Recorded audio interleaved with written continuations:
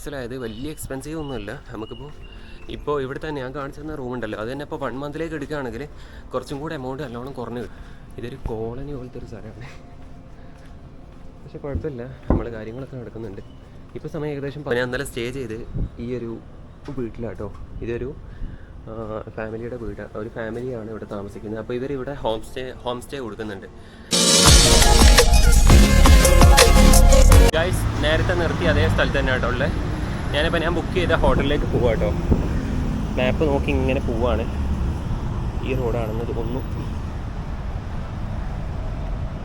എനിക്ക് ഗൂഗിൾ മാപ്പാട്ടോ കൊണ്ടുപോകുന്നത്. പറ്റിക്കൂലെന്ന് വിചാരിക്കുക. ആ പട്ടി എന്തിനാ എന്നെ കണ്ടുകൂടി തിരിച്ചടിക്കാൻ ആൾ കൂട്ടാൻ പോയാണോ? ഏസ് നല്ല അടിപൊളി സ്ഥലം കേട്ടോ. പൊതുവായി ആയാൽ മതി.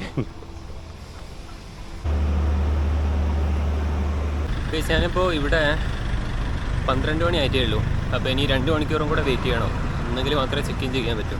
അപ്പോൾ ഞാനിവിടെ അടുത്തൊരു പള്ളിയുണ്ട്, പള്ളിയിലേക്ക് പോവാണ്. ജസ്റ്റ് അവിടെ കുറച്ച് നേരം നിൽക്കുക.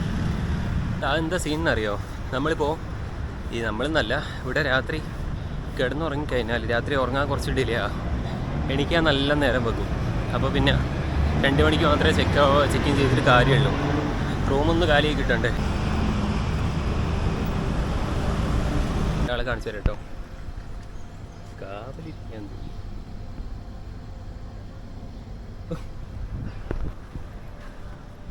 എൻ്റെ അമ്മ പള്ളിയിലേക്ക് പോകുന്ന വയ്യാട്ടോ അത്.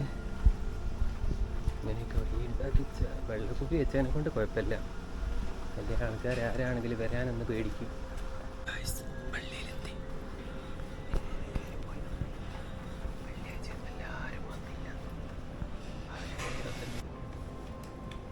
ഞാനിപ്പോൾ ബാങ്കോക്കിലെത്തിയിട്ട് ഇന്ന് ഫസ്റ്റ് മോർണിംഗ് ആട്ടോ. അപ്പോൾ ഇന്ന് രാവിലത്തെ കുറച്ച് കാര്യങ്ങളും അതുപോലെ ഇന്നലെ താമസിച്ച ഇതൊക്കെ ആട്ടോ ഇന്ന് ജസ്റ്റ് ഒരു വീഡിയോ രൂപത്തിൽ ചെയ്യുന്നത്. അപ്പോൾ ഇതെൻ്റെ ഷൂ ആട്ടോ, ഉണക്കാൻ വെച്ചാണ്. കൽക്കട്ടയിൽ നിന്ന് തന്നെ പോയില്ലേ അത്. പിന്നെ എൻ്റെ നേരെ ബാക്കിലുള്ള ഒരു പള്ളിയാണ്. ഞാൻ ഇന്നലെ അവിടെ നിസ്കരിക്കാൻ വന്നപ്പോഴാണ് റൂം കിട്ടിയത്. അപ്പോൾ ഞാൻ ഇന്നലെ സ്റ്റേ ചെയ്ത് ഈ ഒരു വീട്ടിലാട്ടോ. ഇതൊരു ഫാമിലിയുടെ വീടാണ്, ഒരു ഫാമിലിയാണ് ഇവിടെ താമസിക്കുന്നത്. അപ്പോൾ ഇവരിവിടെ ഹോം സ്റ്റേ കൊടുക്കുന്നുണ്ട്. അപ്പോൾ അങ്ങനെയാണ് ഞാൻ ഇന്നലെ പള്ളിയിൽ വന്നപ്പോഴാണ് ഇവർ ഹോം സ്റ്റേയുടെ കാര്യം പറഞ്ഞത്. ഏകദേശം 120 ബാത്തേ ഉള്ളൂ. 2 ദിവസത്തേക്ക് എടുക്കുകയാണെങ്കിൽ 200 ബാത്ത് മതി. എന്ന് വെച്ചാൽ നമ്മുടെ നാട്ടിലൊരു 500 റുപ്പീസിന് 2 ദിവസം നമുക്ക് അക്കോമഡേഷൻ കിട്ടും. അപ്പോൾ ഇന്നലെ എനിക്ക് വീഡിയോസ് ഒന്നും എടുക്കാൻ പറ്റിയില്ല, ചാർജും ഇല്ലായിരുന്നു. പിന്നെ ഞാൻ ക്ഷീണം കൊണ്ട് അത്യാവശ്യം നല്ലോണം കിടന്നുറങ്ങി. അപ്പോൾ റൂം ഞാൻ ജസ്റ്റ് ഒന്ന് കാണിച്ചു തരാം. അപ്പോൾ ഇതാട്ടോ റൂം. ഇവിടെ 2 ബെഡ് ഉണ്ട്, പക്ഷേ ഞാൻ മാത്രമേ ഇല്ലായിരുന്നു, വേറെ ആരും ഇല്ലായിരുന്നു. അത് ഉറപ്പിച്ചിട്ടാണ് ഞാൻ ഇങ്ങോട്ട് കയറിയത്. കാര്യം എന്താണെന്ന് വെച്ചാൽ ഒന്നാമത്തേക്ക് വീഡിയോസൊക്കെ എഡിറ്റ് ചെയ്യാൻ വേണ്ടിയിട്ട് ഒരു പ്രൈവറ്റ് റൂം ആവശ്യമുണ്ട്.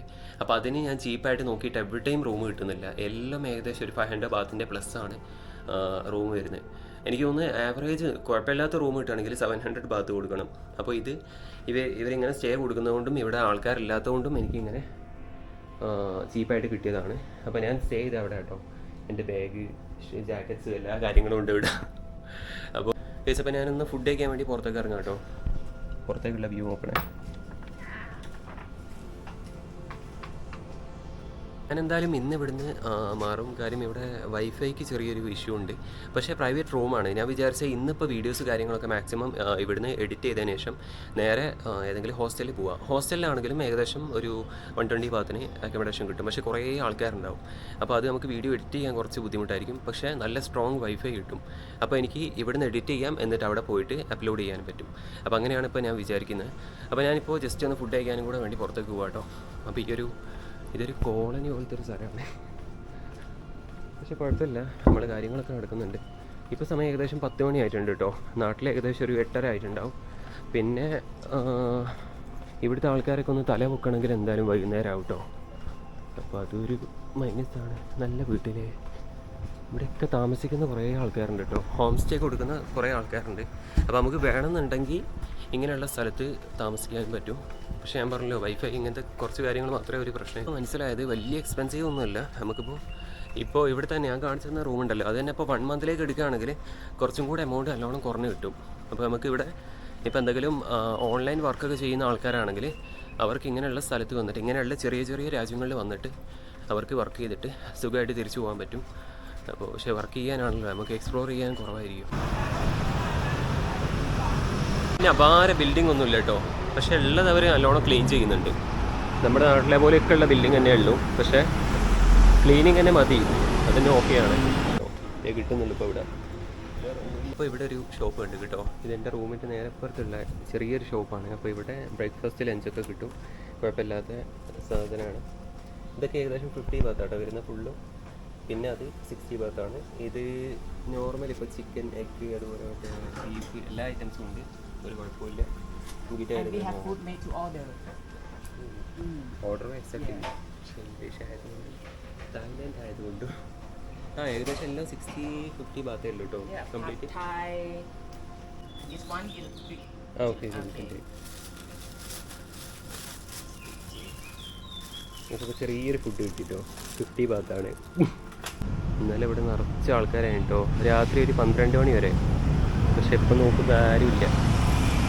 ഇപ്പോൾ രാവിലെ ഏകദേശം 10 മണി 10:15 ആയിട്ടുണ്ട് കേട്ടോ. എന്താണ് അവസ്ഥ? ഞാനിപ്പോൾ ഫുഡ് റൂമിൽ കൊണ്ടുപോയി കഴിക്കുക കേട്ടോ. അവിടുന്ന് കഴിക്കാനുള്ള സൗകര്യമില്ല. പിന്നെ ഇന്ന് ഞാൻ ഇവിടുന്ന് ചെക്കൗട്ട് ചെയ്യും കേട്ടോ. ഇവിടെ വൈഫൈ ഇല്ല, അപ്പോൾ അത് ഏറ്റവും വലിയൊരു മൈനസാണ്. അപ്പോൾ നേരെ അപ്പുറത്ത് ഞാൻ വേറൊരു ഹോസ്റ്റൽ ബുക്ക് ചെയ്തിട്ട്, പക്ഷേ ഹോസ്റ്റലിൽ കുറേ ആൾക്കാരുള്ളതിനെ കൊണ്ട് പ്രൈവസി ഉണ്ടാവില്ല. അതുകൊണ്ടാണ് ഫസ്റ്റ് ഒരു ദിവസം വീഡിയോ ഒക്കെ എഡിറ്റ് ചെയ്യാൻ വേണ്ടിയിട്ട് ഇങ്ങനത്തെ ഒരു റൂം എടുത്ത്. അപ്പോൾ ഇവിടുന്ന് ഫുഡ് കഴിക്കുന്ന വലിയ പ്രശ്നമൊന്നുമില്ല കേട്ടോ. സാധാരണ റൂമിനകത്തുനിന്ന് ഫുഡ് കഴിക്കരുതെന്നൊക്കെ പറയലുണ്ട് ഒരുവിധം ഹോസ്റ്റലിൽ നിന്നൊക്കെ. പ്രശ്നമൊന്നുമില്ല. ചിലപ്പോൾ ബാക്കിയുള്ള ആൾക്കാർ സ്റ്റേ ചെയ്യാൻ വരികയാണെങ്കിലേ